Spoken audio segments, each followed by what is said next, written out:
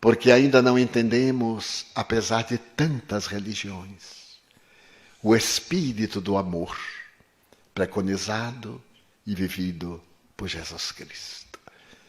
Face a acontecimentos de tal natureza e outros mais hediondos, os benfeitores espirituais pedem-nos que façamos uma viagem de volta ao Evangelho.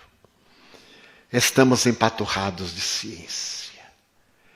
Estamos dominados pela tecnologia de ponta. Mas estamos tão indiferentes ao sofrimento do próximo.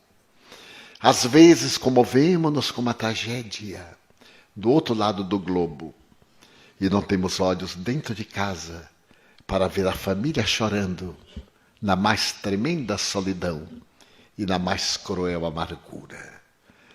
É necessário que voltemos ao Sermão da Montanha.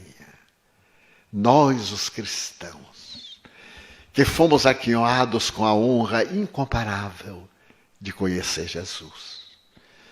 Que façamos de tudo para entronizar aquelas propostas esquecidas, a simplicidade, a humildade, o perdão, a compreensão, de estender os braços um ao outro. Nós somos a família de Jesus.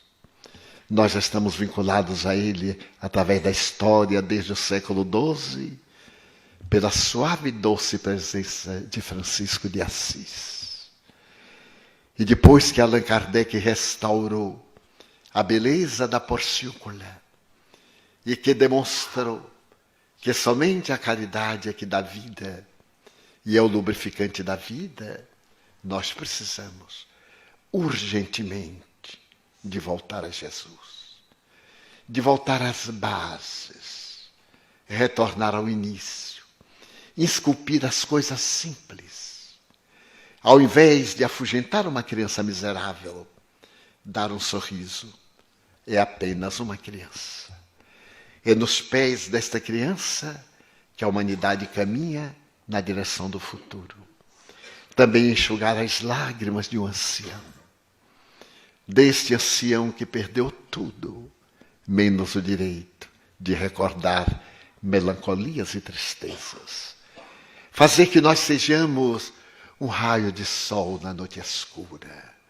Onde quer que nós estejamos, as pessoas possam ler em nós a carta viva, sem que nós digamos uma palavra. Que a nossa presença seja tão suave, doce e agradável, que ao nos acercarmos de alguém, a pessoa possa sentir que somos discípulos do Evangelho restaurado. Estes são os dias, meus irmãos.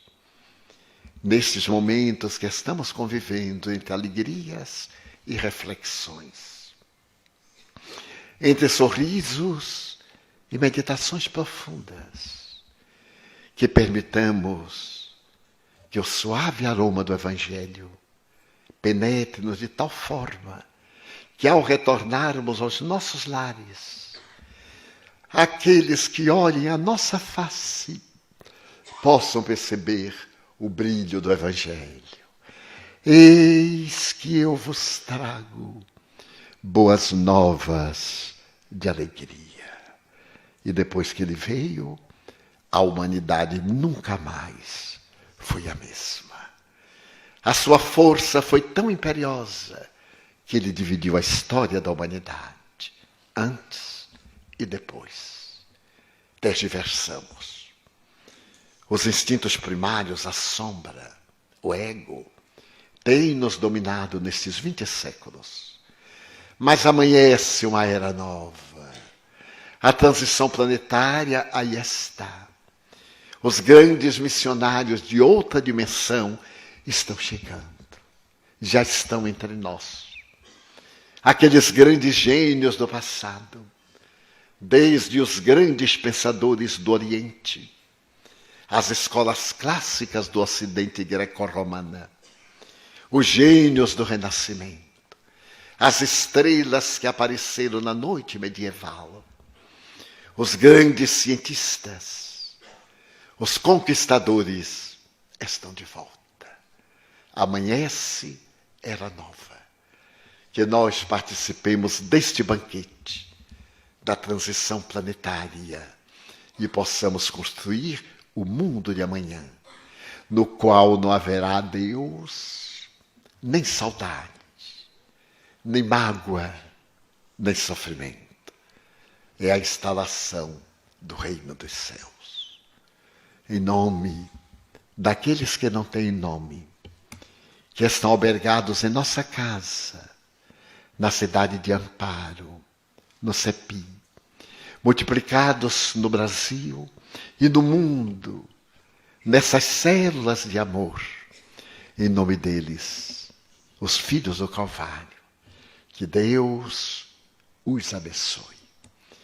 Que as suas mãos generosas transformem-se em asas angélicas de socorro para afagar os tristes, para confortar os que choram, para vitalizar os combalidos, para erguer aqueles que não tiveram resistência de ir adiante. Que o Senhor de bênçãos nos abençoe e que uma doce paz tome conta de nós em a noite de hoje, para que amanhã nós iniciemos uma outra etapa